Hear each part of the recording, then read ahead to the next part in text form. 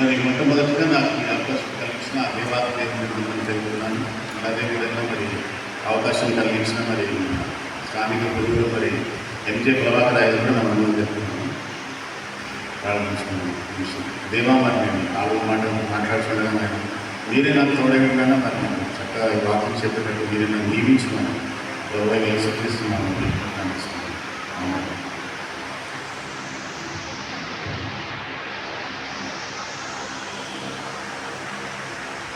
మరి యేసుక్రీస్తు సిల్వలో పలికిన 4వ మాటకు మనం వెళ్ళే ముందు మరి అక్కడ ఏం జరిగిందో మనం తెలుసుకుందాం. మరి ముఖ్యంగా మరి మార్క్స్ వార్త 10వ అధ్యాయం 3వ వచనం చూసినట్టయితే మధ్యాహ్నం మొదలుకొని 3 గంటల వరకు ఆ దేశం అంతటా చీకటి కమ్మింది.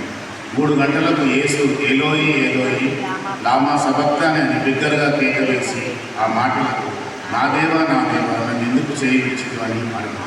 మరి అదేవిధంగా మనం చూసినట్లయితే మరి మత్తయి సువార్తలో కూడా మరి 27వ అధ్యాయం 45వ వచనం చూసినట్లయితే అదే సేమ్ మరి మధ్యాహ్నం మొదలుకొని 3 గంటల వరకు ఆ దేశం అంతటా చీకటి కమ్మాము.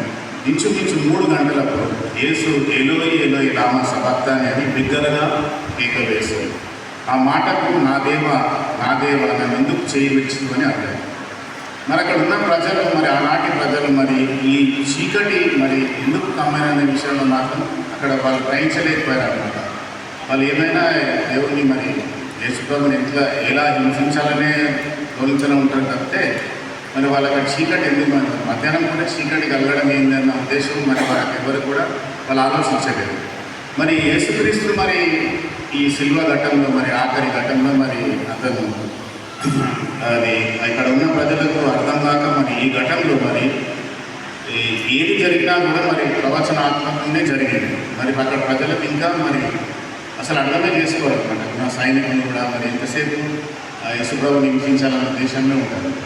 మరి ఇది కొన్ని చూసినట్లయితే మరి కొన్ని వందల సంవత్సరాల కింద మన ప్రవక్తలు దీన్ని ప్రవచించారు. మరి అది చూసినట్లయితే మరి ఆ ప్రవక్త మరి ఆమోసు గ్రంథము 8వ వచనము 8వ అధ్యాయం 9వ వచనంలో చూసినట్లయితే ఆమోసు గ్రంథము 8వ అధ్యాయం 9వ వచనం చూసినట్లయితే ప్రభు అయిన యేసు సెలవిచ్చినది ఏమనగా ఆ దినమున నేను మధ్యాహ్న కాలము సూర్యుని అస్తమింపజేయను, పగటి వేళ భూమికి చీకటి కమ్మజేయను.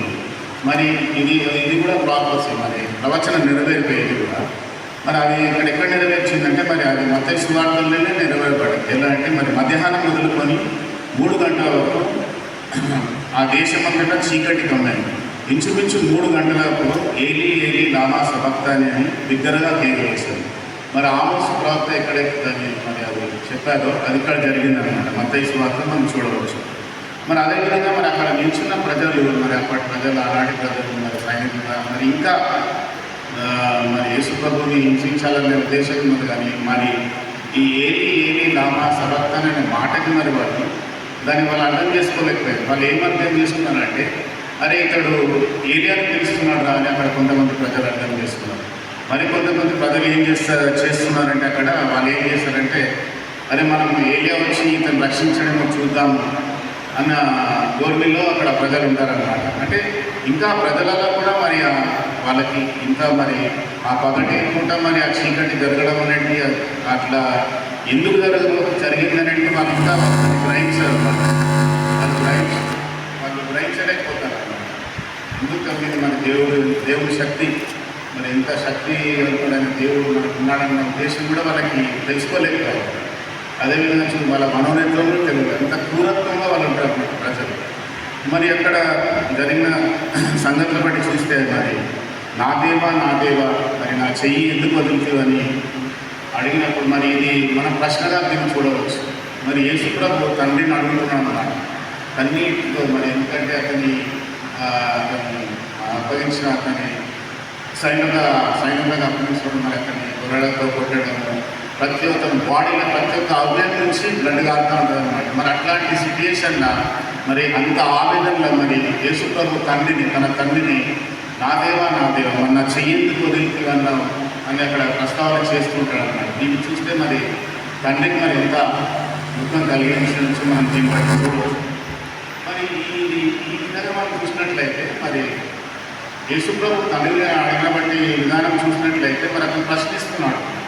మరి ప్రశ్నకు మరి జవాబు ఉందా లేదా అని మనం తెలుసుకునే ముందు మరి ఉందా లేదా అంటే మరి ఆ ప్రశ్నకు అక్కడ జవాబు ఉన్నది.